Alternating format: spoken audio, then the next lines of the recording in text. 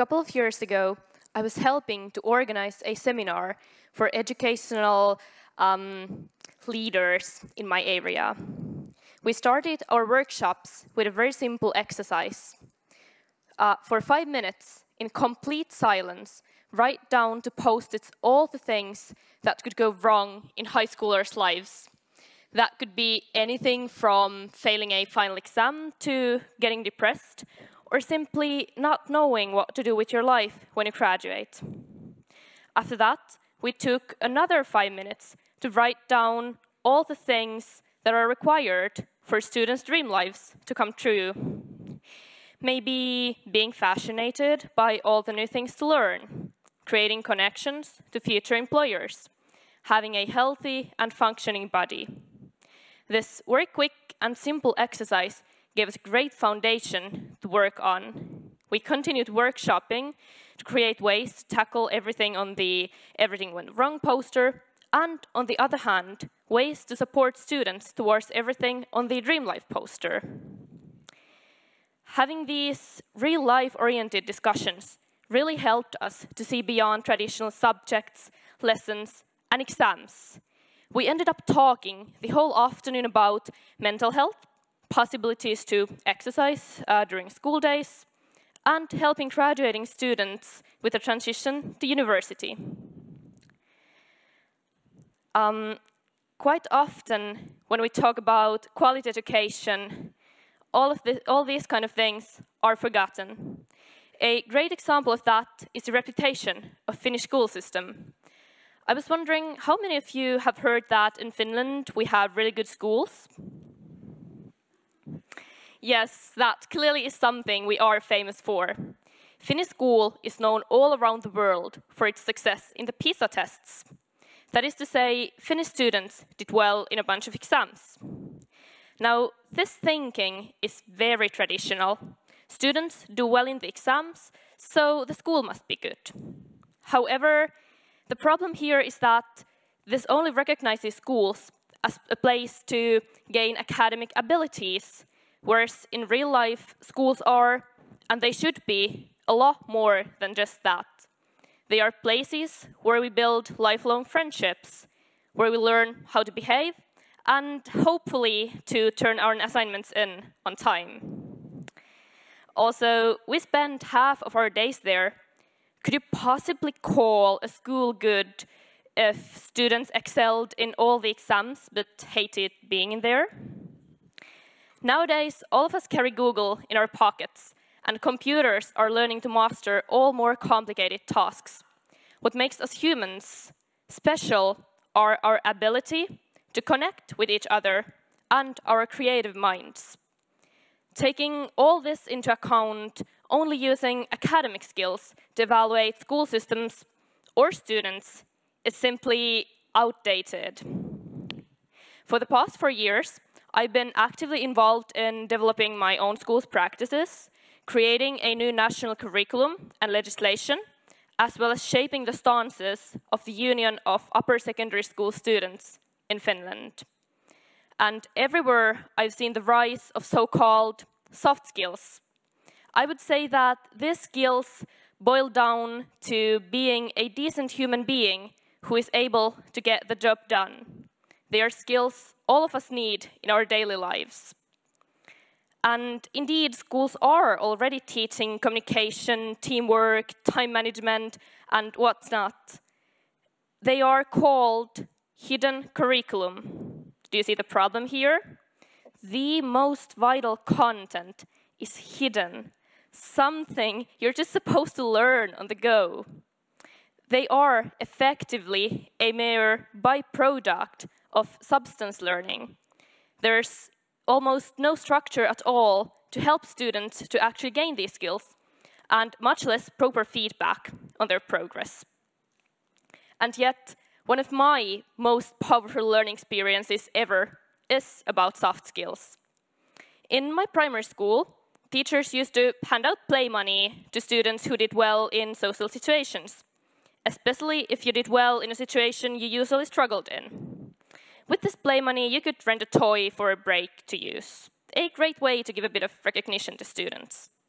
So I was a very blunt child. I always had an opinion about everything and I wanted to say it aloud. And I didn't realize always when I was being a bit impolite. So this one afternoon, I went to ask my teacher, what do the small black dots on a map symbolize? I thought that they were rocks, but my teacher told me that they are actually trees. Now, I did disagree with her, but in a quite careful manner because I was mainly puzzled about the whole thing. Well, the next morning, my teacher approaches me and apologizes for mixing things up. The black dots were indeed rocks, so I had been right. Then she proceeds to tell me how proud she was of how I had reacted, how for once I had not been a besserwisser. And then she handed me some play money.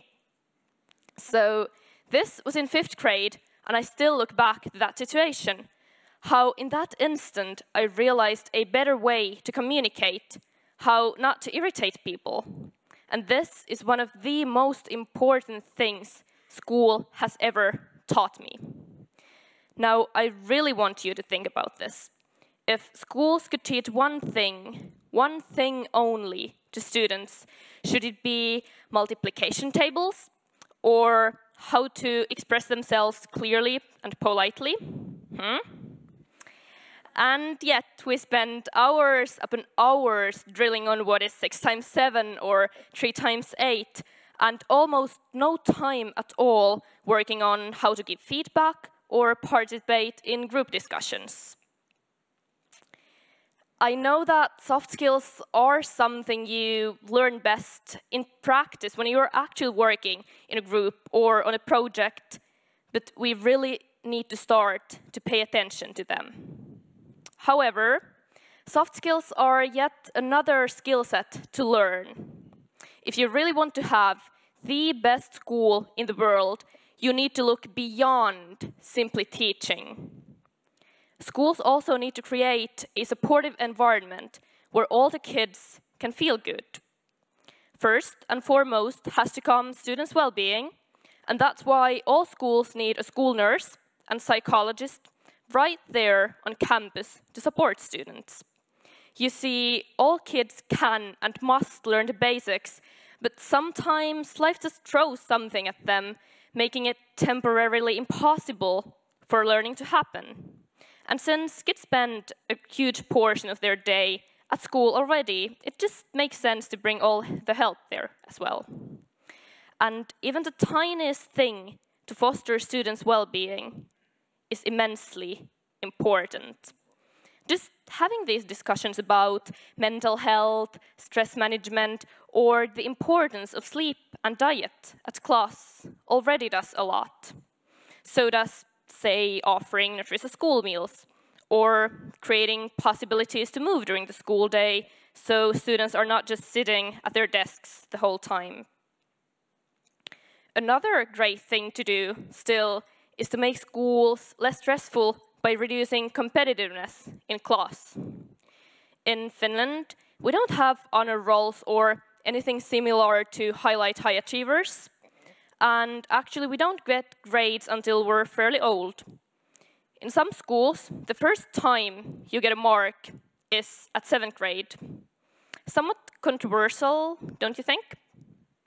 Well, this is something that has caused quite a bit of backlash, but I think that the idea behind it is brilliant. The purpose of a grade is to give students feedback about their learning, right? I mean, that is a no-brainer. What else could possibly be a purpose of a grade? But how often do you go, okay, giving this kid B- from math is going to tell them what they already know and what they still should work on?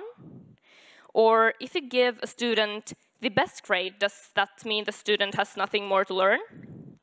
No, it means that the school didn't give them enough to work on, and they are effectively wasting their time focusing on something they already know.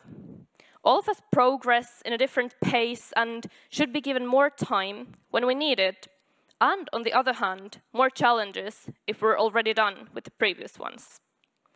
And all this is linked to giving everyone opportunities to excel.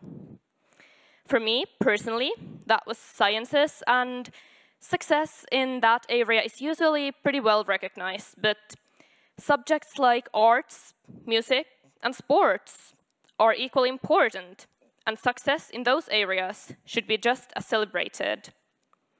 In secondary school, there was this guy in my class who just really struggled with his schoolwork. But in our graduation ceremony, he was awarded for exceptional performance at technical crafting.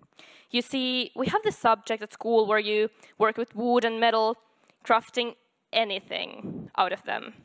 That was his skill, and the school valued it, even if he lacked some of the academic skills.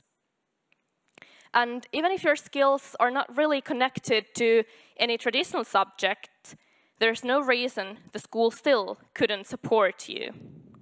In high school, there was another guy in my class who always had the best comments and comebacks. He was the type teachers just could find plain annoying. But instead, he got to host an event. And how perfect was that? He made the audience laugh a couple of times and was just super adorable in general. Even so much so that our career counselor actually asked if he has considered doing stand-up comedy. All kinds of extracurricular clubs, projects, competitions can help students to find their passion. And the school should support it all. The school should embrace it all. When I was in Slovakia, we had this wall where they would hang up pictures of students who competed in something or participated in conferences or just did anything worth mentioning. The school actively pushed students to test their limits and supported them in doing that. What could possibly be better preparation for life after graduating? The recipe to build the best school is not as complicated as we tend to think. We just have to look beyond academic skills. They might have been the thing that was needed in the past, but the world today is very different, and our schools have to adapt. We have to stop asking, what can we do to make kids succeed at school? And instead, start asking, what can schools do to make kids succeed in life and be happy? Teaching soft skills, creating supportive environment, and giving everyone opportunities to excel are just my observations on things that could be done better. So the next time you go to school, ask teachers, what could possibly go wrong, and how can we help students to deal with that? But also ask, what is the best possible outcome, and how can we help students to reach that? Ask also the principal.